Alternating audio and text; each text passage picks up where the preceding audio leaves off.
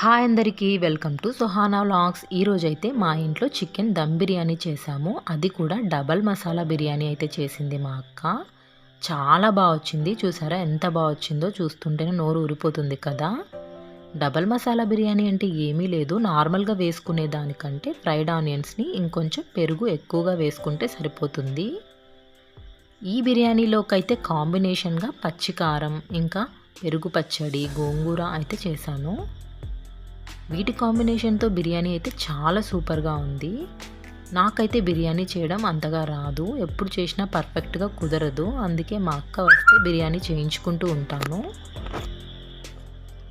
ఎలా చేయాలో చూపిస్తాను. నార్మల్గా మనం అల్లం వెల్లుల్లి పేస్ట్ అయితే బిర్యానీలో వేసుకుంటూ ఉంటాం కదా, కానీ ఇందులో కొంచెం పుదీనా, పచ్చిమిర్చి, అలాగే ఉప్పు ఇవన్నీ కూడా వేసి మెత్తగా పేస్ట్ చేసుకోవాలి మిక్సీలో.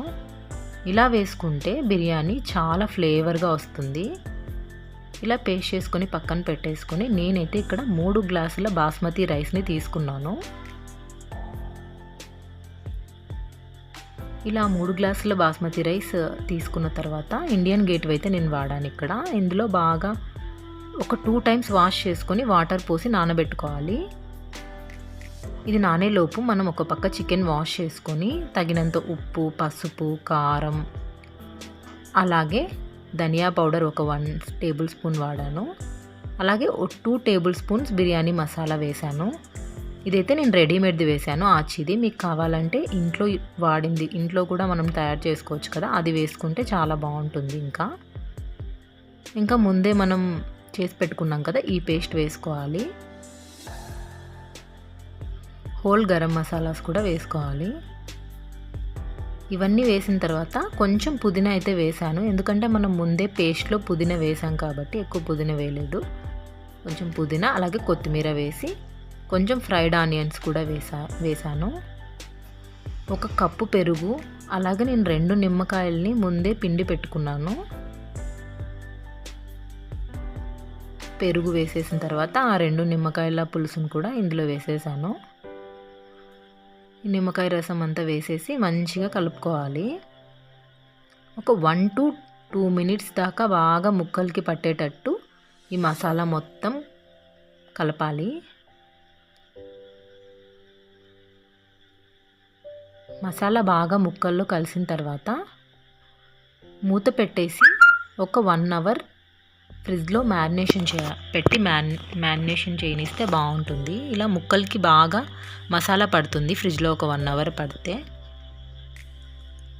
ఇప్పుడు మనం ఫ్రైడ్ ఆనియన్స్, ఆల్రెడీ ఆనియన్స్ వేయించిన ఆయిల్లోనే ఈ చికెన్ వేసి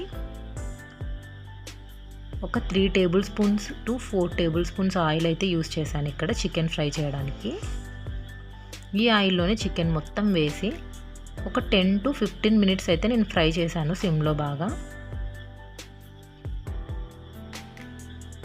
ఇలా బాగా ముక్కలన్నీ వేసి తిప్పి ఒక 10 to 15 మినిట్స్ ఫ్రై చేసుకోవాలి. ఇలా మ్యారినేషన్ చేసినప్పుడు ఒక 1 అవర్ వదిలేస్తేనే ముక్కలకి మసాలా బాగా పడుతుంది, అప్పుడే బిర్యానీ టేస్టీగా ఉంటుంది. ఇలా ఫ్రై అయిన చికెన్లో నేను కొత్తిమీర, పుదీనా కూడా వేసాను పైన. పుదీనా అయితే వేయలేదు, కొత్తిమీర అయితే వేసాను. ఇప్పుడు మనము ఒక గిన్నెలో వాటర్ తీసుకొని రైస్ ఉడికించుకోవడానికి హోల్ గరం మసాలాస్ అన్నీ వేసుకోవాలి. అలాగే ఉప్పు, పుదీనా, కొత్తిమీర కూడా వేసుకున్నాను. ఇవన్నీ వేసుకున్న తర్వాత ఒక టేబుల్ స్పూన్ ఆయిల్ కూడా వేసుకున్నాను. ఇప్పుడు ఆ చికెన్ని పక్కకు తీసేసి ఈ వాటర్ మొత్తం మనం బాగా ఉడకనివ్వాలి. ఈ వాటర్ బాగా ఇలా మసులుతున్నప్పుడు మనం ఆల్రెడీ రైస్ నానబెట్టుకున్నాం కదా, అందులోంచి వాటర్ తీసేసి రైస్ మొత్తం ఇందులో వేసుకోవాలి. కొంచెం కొంచెంగా రైస్ని ఈ వాటర్లో వేసుకొని, నేనైతే అక్కడ బౌల్ చిన్నగా అయిందని గిన్నెను మార్చాను. గిన్నె చాలా చిన్నగా అయిపోయింది, రైస్ ఉడికితే మళ్ళీ ఎక్కువగా పొంగిపోతుందని పెద్ద గిన్నె పెట్టాను. ఇప్పుడు చికెన్ని మనం ఇలా పక్కన పెట్టేసుకొని కొంచెం ఇది 75 to 80% ఉడికిన తర్వాత ఒక జాలి గంటతో ఇందులోంచి ఆ చికెన్ మీదికి ట్రాన్స్ఫర్ చేసుకోవాలి. పక్కనే పెట్టుకోవాలి, మరి లేదంటే మెత్తగా అయిపోతుంది, ఎక్కువగా ఉడికిపోతుంది. అందుకే ఇలా తీసేసుకొని అటువైపు ట్రాన్స్ఫర్ చేసుకోవాలి.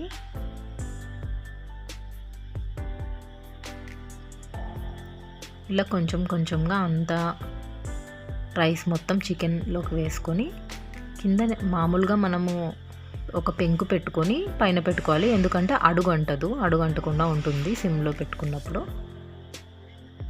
దమ్ ఇచ్చినప్పుడు అడుగు అంటకుండా అలా పెట్టుకోవాలి. తర్వాత పైనుంచి ఫ్రైడ్ ఆనియన్స్, కొత్తిమీర, పుదీనా వేసుకోవాలి. అలాగే గరం మసాలా, బిర్యానీ మసాలా ఇలా వేసుకోవచ్చు. నేనైతే కొంచెం బిర్యానీ మసాలా వేసాను. ఇందులోకి ఒక 1 టేబుల్ స్పూన్ నెయ్యి వేసి మూత పెట్టి, మనం ముందుగానే వాటర్ని బాగా బాయిల్ చేసాం కదా రైస్ కోసము, అన్నం ఉడికించిన నీళ్ళు ఉంటాయి కదా, అవి మీద పెట్టేస్తే బాగా దమ్ అవుతుంది. ప్లీజ్ నా ఛానల్ని సబ్స్క్రైబ్